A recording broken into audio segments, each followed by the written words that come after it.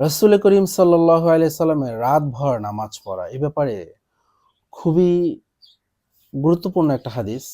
হাদিসটি আপনারা শুনবেন আশা রাখি। একবার হযরত আব্দুল্লাহ ইবনে ওমর রাদিয়াল্লাহু তাআলা আনহু হযরত আয়েশা রাদিয়াল্লাহু তাআলা আনহাকে জিজ্ঞাসা করলেন যে, আপনার দেখা রাসূলুল্লাহ সাল্লাল্লাহু আলাইহি সাল্লামের আশ্চর্যতম একটা ঘটনা আমাদের বলুন।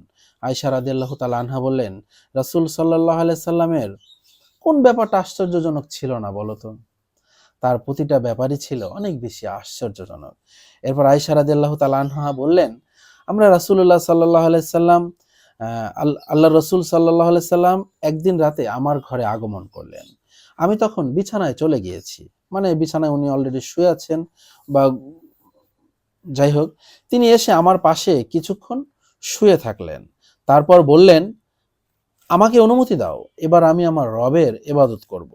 আমি বললাম, হে আল্লাহর রাসূল, আল্লাহর কসম, আমি তো আপনার যা পছন্দ সেটাই পছন্দ করি। এই কথা বলে তিনি উঠে গেলেন।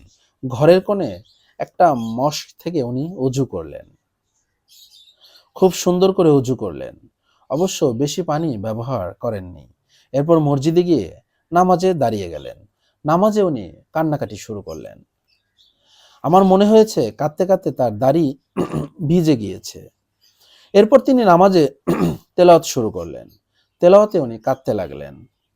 আমার মনে হয়েছে কাঁদতে কাঁদতে তার সামনের জমিন ভিজে গেছে। সামনের জমিন মানে নামাজের জায়গা।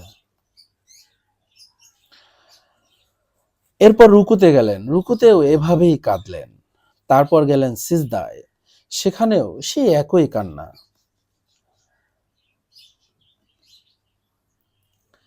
এভাবে একসময় বেলাল রাদিয়াল্লাহু তাআলা আনহু এলেন ফজর নামাজের জন্য ডাক দিতে।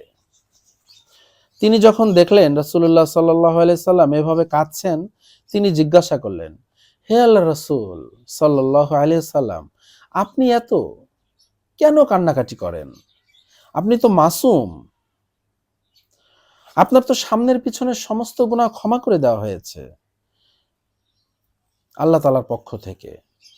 তখন রাসূলুল্লাহ সাল্লাল্লাহু আলাইহি সাল্লাম বললেন, তাহলে কেন আমি আমার রবের শুকরগুজার বান্দা হব না? কেন আমি আমার আল্লাহর শুকরগুজার বান্দা হব না? এই কথাটা খুব ভালোভাবে নোট করে নেন। কেন আমি আমার রবের শুকরগুজার বান্দা হব না? এরপর রাসূলুল্লাহ সাল্লাল্লাহু আলাইহি সাল্লাম বললেন, আজ আমি কেন রাতভর নামাজ পড়ব না? আজ তো আমার উপর এই আয়াতগুলো নাজিল হয়েছে।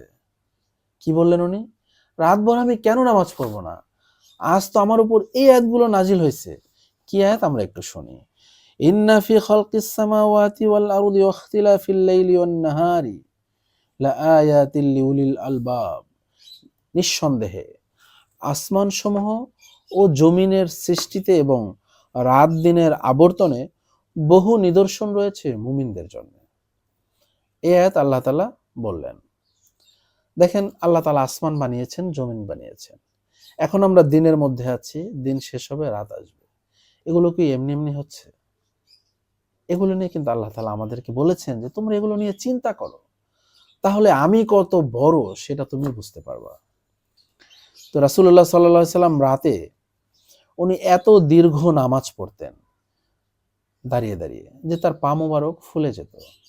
পা ফুলে যেত, আপনি চিন্তা করতে পারছেন? পা ফুলে যেত।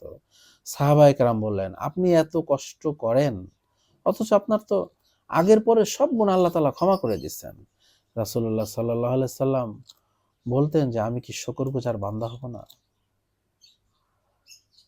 আমার আপনার কি অবস্থা? যার যার অবস্থার খবর সে নিজে নেওয়াই ভালো।